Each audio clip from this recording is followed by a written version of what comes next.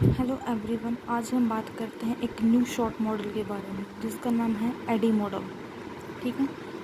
AD का मतलब होता है A for ADDIE stand for A for analysis, D for design, D for development, I for implementation and E for evaluation. ठीक है।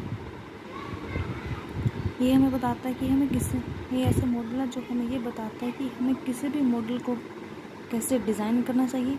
मतलब design करने का मतलब है कि हम गोल को डिज़ाइन करने से लेकर गोल को अचीव करने तक का पूरी प्रोसेस हम ये बताता है। एडी मॉडल दिया गया था डिक एंड कैरी के द्वारा, जो बहुत ही एक इंटरेस्टिंग मॉडल है और ये एग्ज़ाम में बहुत बार पूछा जाता है। इस मॉडल की बहुत बार तो फुल फॉर्म दिया जाता है, फुल फॉर्म में से ही पूछ लेते हैं कि इस मॉडल में से कि एडी मॉडल के अंदर एक हमें एरिया कि बहुत से 3-4 ऑप्शन देते हैं, उसमें पूछ लिया कि आई फॉर बताओ क्या होता है।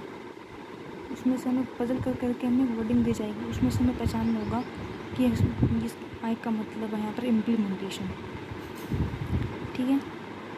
जैसे कि इसके स्टेप्स है, पहला डिटरमाइन योर रिक्वायरमेंट। इनकी सबसे पहले हम अपने रिक्वायरमेंट को निर्धारित करूँ।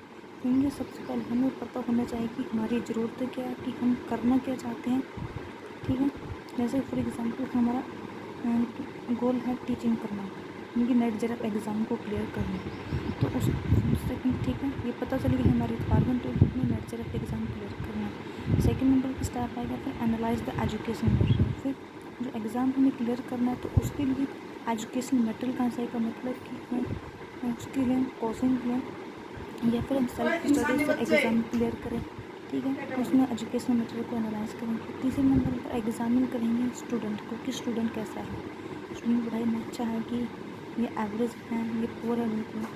ठीक है। उसके बाद हम अपना गोल्स बनेंगे, डेली की गोल्स हमने एग्ज़ाम के अंदर कि हम उस गोल को हम अचीव कैसे कर सकते हैं। फिर हम असेसमेंट्स करेंगे, लगातार अपने आप को इवेलुएट करते रहेंगे।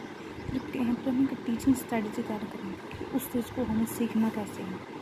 ठीक है। स्ट्रेटजीज बन के हम काम को कैसे करेंगे। फिर क्रिएट एंड इम्प्लीमेंटेशन इंस्ट्रक्शंस, जो हमने स्ट्रेटजीज बनाई थी उनको यहाँ पर हमें फॉलोअप करना है। फिर लास्ट में हम फॉर्मेटिव असेसमेंट को क्रिएट करेंगे, इनकी during the class during teaching हमें लगातार हम अपने आप को इवेलुएट करते रहेंगे जो हम सही कर रहे हैं कि नहीं कर रहे हैं।